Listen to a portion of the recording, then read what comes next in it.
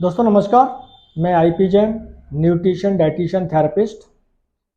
आजकल बसंत ऋतु, इस समय जो बसंत ऋतु चल रही है, सर्दियों के बाद के मौसम को बसंत ऋतु कहते हैं। हमारे देश में 4 ऋतुएं होती हैं: गर्मी, बरसात, सर्दी और बसंत।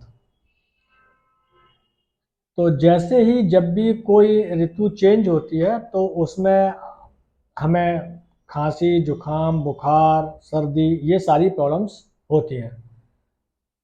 मैं उसी के बारे में बताने के लिए आया हूँ आपको कि इस मौसम में जब भी चेंज हो तो क्या करना चाहिए। इससे पहले हम थोड़ा सा आयुर्वेदिक को देखते हैं कि आयुर्वेदिक क्या कहता है। हमारे देश में एक ऐसा शानदार सुंदर देश भारत, जिसमें हर 3 महीने के बाद में एक ऋतु बदलती है। तो मैं किसी भी समय से शुरू कर दूं। गर्मी से शुरू करूं तो गर्मी, बरसात, सर्दी, बसंत, और फिर उसके बाद में गर्मी, बरसात, सर्दी, बसंत। इसमें मैं कैसे भी करूं। तो आयुर्वेदिक के हिसाब से इसको समझते हैं कि आयुर्वेदिक में आपने सुना होगा वात, पित्त, कफ। तो जब भी मौसम बदलेगा, मौसम बदलने के साथ में ही हमको ये प्रॉब्लम्स होंगी। तो वो होती क्यों है और उन ऋतुओं का किस द्रव्य से संबंधित है, मतलब वात से है, पित्त से है, कफ से है। तो वात मीन्स वायु, पित्त मीन्स अग्नि, और कफ मीन्स पानी। इस तरह से समझते हैं। तो जैसे अभी बसंत ऋतु है, तो इस बसंत ऋतु में जो 2 द्रव्यों का मिश्रण है, क्योंकि अभी हम सर्दी से आए हैं, तो सर्दी में जो सबसे ज्यादा कफ अपना जोर पे पकड़ता है, कफ ज्यादा तेज होता है। तो कफ और पित्त, हम कफ से सर्दियों से बसंत में आए, मीन्स कफ से पित्त में आए हैं। तो जब हम कफ से पित्त में आए हैं तो हमारा पित्त बढ़ना शुरू हो गया है। जब पित्त बढ़ना शुरू हुआ है तो जब भी कोई भी सीजन से दूसरे सीजन में जाते हैं तो हमारे शरीर को उसमें एडजस्टमेंट करने में थोड़ा सा समय लगता है। इसी समय का एक पर्टिकुलर वर्ग और खुद हम कि कफ प्रवृत्ति से पित्त में आए, मीन्स हमारे शरीर में गर्मी बढ़ी। गर्मी बढ़ने से हमारे शरीर में जो कफ था या जो पानी था, वो पानी अब धीरे धीरे करके एक तरीके से खत्म होना या कम होना शुरू हो रहा है, क्योंकि पित्त, गर्मी बढ़ रही है। तो कफ भी आएगा, खांसी भी होगी, जुकाम भी होगा। और क्योंकि शरीर एक ऋतु से दूसरी ऋतु में बदल रहा है, तो शरीर को एडजस्टमेंट करने में भी थोड़ी सी कठिनाई होती है।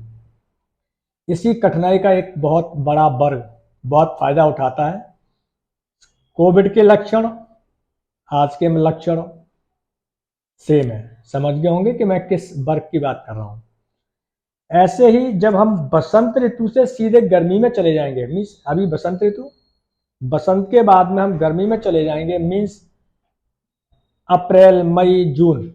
तो जैसे ही हम उधर जाएंगे तो एकदम गर्मी जब प्रचंड में होगी तो हमारा पित्त बहुत ज्यादा बनना होगा। पित्त प्रवृत्ति मीन्स गर्म, गर्मी बहुत ज्यादा बनने लगेगी। फिर उसके बाद में, गर्मी से बाद में फिर हम बरसात की तरफ जाएंगे। तो पित्त और वायु, बरसात में वायु चलती है, हवा चलती है, और पित्त मतलब सड़ी गर्मी जिसे बोलते हैं, सड़ी गर्मी भी पड़ रही है और साथ में हवा भी चल रही है। तो उस समय पित्त और वायु, हमें खाने पीने का कोई मन नहीं करता, बहुत बुरा हाल होता है बरसात के दिनों में।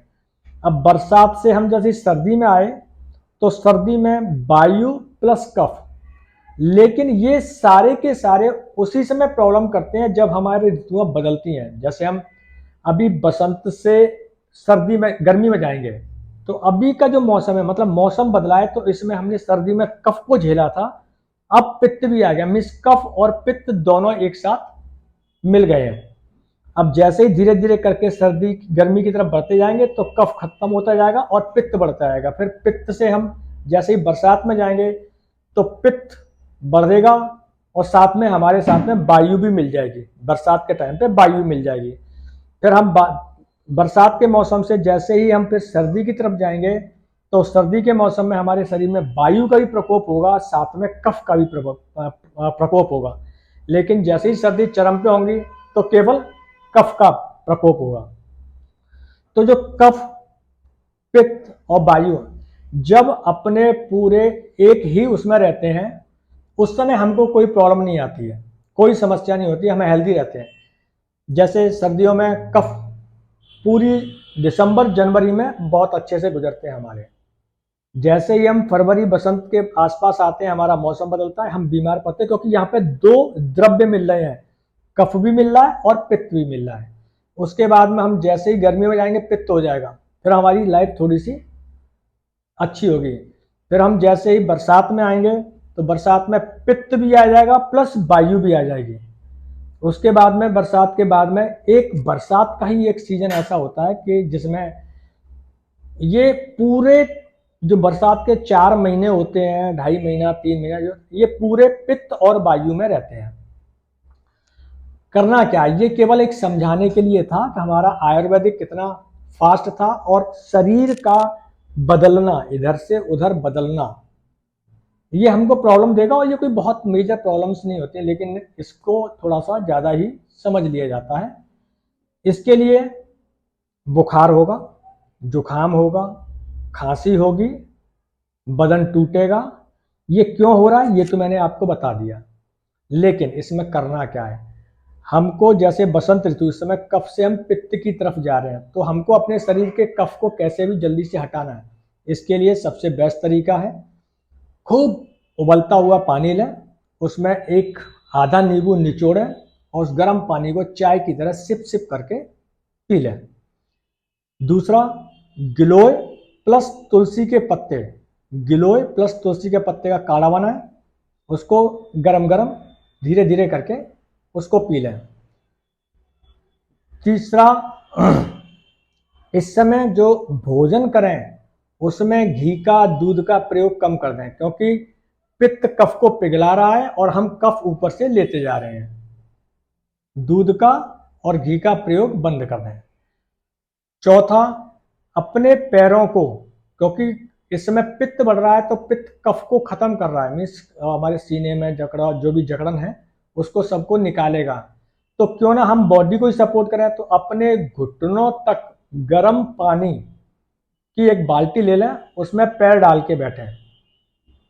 उससे आपकी बॉडी का टेम्परेचर बढ़ेगा, तो जो पित्त और कफ दोनों मिलके और ज़्यादा उसको, पित्त को बढ़ाएंगे, तो वो खांसी के रूप में बलगम निकलेगी। हल्दी का टुकड़ा, कच्ची हल्दी का टुकड़ा, आप इसको चबा चबा कर भी खा सकते हैं सुबह शाम। आप कच्ची हल्दी को और अदरक को कूट के एक काढ़ा बनाएं, आप उसको भी सुबह शाम ले सकते हैं। ये मैंने आपको 6 बातें बताई, इन 6 चीज़ों से आप करेंगे तो ये जब भी इस तरह की प्रवृत्ति चेंज होगी तो आप स्वस्थ रह सकते हैं। Hope so. एक इंफॉर्मेशन देनी है मुझे आपको, मैं स्वर ब्रीथिंग साइंस, जो हम सांस लेते हैं, वो ब्रीथिंग साइंस के ऊपर कि हम सांसों से कैसे अपने आप को स्वस्थ रखें, इसके बारे में, ये बहुत ही प्राचीन पद्धति है जिसमें मात्र 3 से 7 मिनट का समय लेते हैं और 3 से 7 मिनट के समय में अलग अलग मुद्राओं में अगर आप ध्यान करते हैं, आप कुछ करते हैं या उन बीजाक्षरों का प्रयोग करते हैं तो आप स्वस्थ रह सकते हैं। होप सो मेरी जानकारी आपको अच्छी लगी होगी। सेफ रहें, हेल्दी रहें, मौसम के बदलते हुए मिजाज को समझते हुए अपने आप को स्वस्थ रखें। चैनल को सब्सक्राइब करें, अगर आप ब्रीथिंग साइंस के बारे में जानना चाहते हैं तो मेरे चैनल को सब्सक्राइब करें। थैंक यू, बहुत बहुत धन्यवाद आपका, आप वीडियो देखने के लिए।